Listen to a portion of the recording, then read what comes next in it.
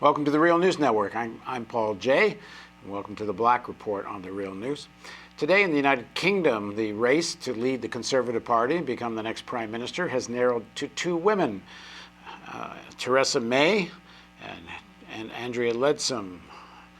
They both are saying Brexit means Brexit. They will honor the vote to leave Europe. There'll be no looking back. There'll be no second referendum. And it's a kind of a weird paradox, which I'm going to talk about now with my next guest, who is Bill Black, of course. Bill now joins us today from Minnesota. Bill's an associate professor of economics and law at the University of Missouri, Kansas City, a white-collar criminologist and a former financial regulator. Thanks for joining us, Bill. Thank you.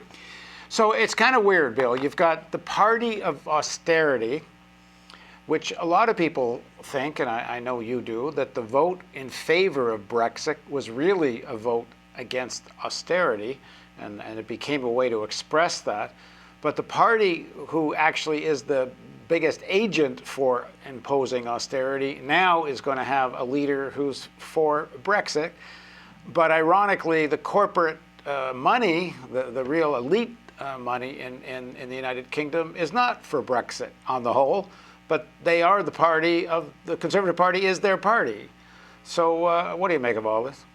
And the May, who is most likely to win, announced all of this saying that we've got to be the party against privilege. And the idea that the Tories would be the party against privilege is humorous, since it's all about privilege and privilege in the really English privileged way. So you're right, the split in the vote is very much along the lines of who were the winners from austerity and who were the losers, with the exception of Scotland and Northern Ireland, where some other issues predominated that we can discuss briefly. But this is why Wales, the former industrial heartland of the United Kingdom, voted heavily in favor of leave, sometimes to the tune of 70, 80%, whereas the City of London, which is the financial center and the massive winners in the deregulation, desupervision, austerity combined regime, voted overwhelmingly in favor of stay.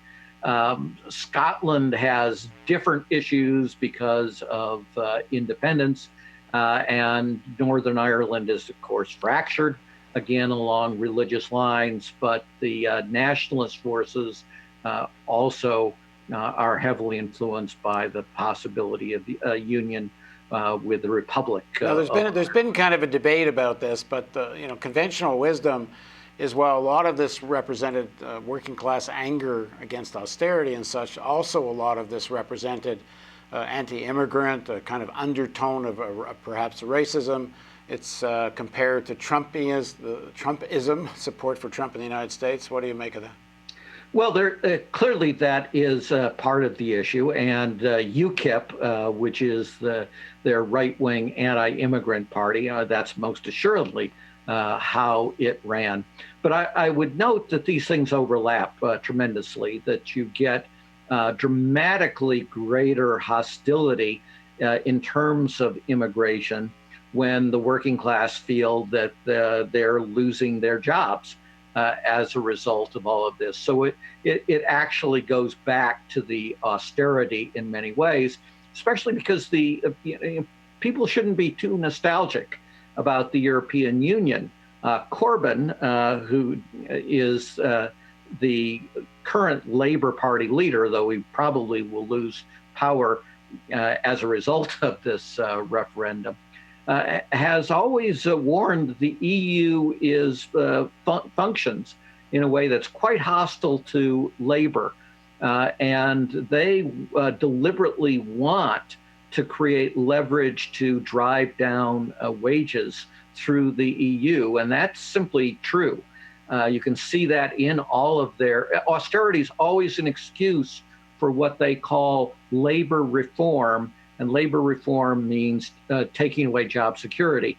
And again, the UK vote, everybody agrees, was very heavily, the leave vote was driven by the economic insecurity.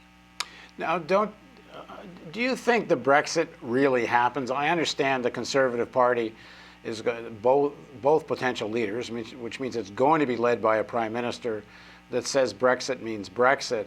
Are they really going to defy their own corporate allies, masters, supporters, financiers, and actually implement or turn on the clock of the negotiations?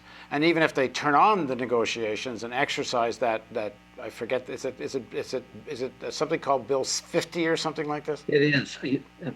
Yeah. So if they exercise this, it's still a 2-year negotiation. Some people have suggested that could be stretched out into many more than 2 years. I just find it hard to believe that, in spite of the rhetoric, the Conservative Party is actually going to be serious about this. They're going to do it. And they're going to do it first because the whole corporate masters things is overstated in terms of the degree of mastery. You can't let the puppet strings show quite that much. And in particular, their problem is the party needs to win. And the party cannot win if they turn their back on the 52% of the voters, including many of the folks that would be essential for many members of parliament in the Conservative Party, the Tories, to stay in power. There would be an act of extreme revenge against any Tory leader who tried to do the opposite. And more to the point, and this is why you keep hearing the word unity among all these Conservative candidates to take over Cameron's position as leader of the Conservative Party, is the Conservative Party could easily 5 years down the road split over this issue. And if they were to attempt to unwind Brexit, it would split within the next 2 months. So they're not going to split. What the dynamic that people are missing is the EU. The EU is pissed, right? So the other nation states are furious at the Brits, and they want to make it very clear that you're not going to get a better deal. You can't, in other words, take the advantages of EU membership without the disadvantages of it as well, that all the member states citizens have to bear. Now, one of the underlying issues you've raised is the attempt to play the workers off against each other throughout the EU zone and lower wages. Has Brexit changed that in any way? They're still going to be competing with products from Europe, and if Europe can drive wages down, it's going to have the same effect on the UK anyway. Well, again, this is the reason that Corbyn is in trouble. So Corbyn has warned for decades that the EU is a neoliberal organization that is fundamentally hostile to the interests of workers. So what was he supposed to do in this referendum? He couldn't have a stay campaign based on, isn't it wonderful what the EU does for us? Because that would have been dishonest. But the strongest supporters of Corbyn, and he came to power in something of a coup against the pro-austerity Blairites that have controlled the party for now almost 20 years. And Corbyn came to power on the basis of support primarily from the young. So if he went against his base, he would be out. He couldn't really say the EU is wonderful because then he'd be a complete hypocrite. So he had nowhere to go. He was always going to be collateral damage on this, and all the knives are out. And if Corbyn is replaced, that's certainly not definite yet, but if he is, does he get replaced by someone who's for leave or remain? Definitely be replaced by someone who was for remain, but the dominant leadership group still within Labour is the Tony Blair extreme austerity. I mean, these folks are way beyond the Clintons in terms of pro-austerity, way beyond Obama at his worst. These were the morons that the Treasury, the equivalent of our Secretary of the Treasury, when he left office, when the Labor Party lost power to the Conservatives, left a note, handwritten note at his desk saying, sorry, all the money's gone.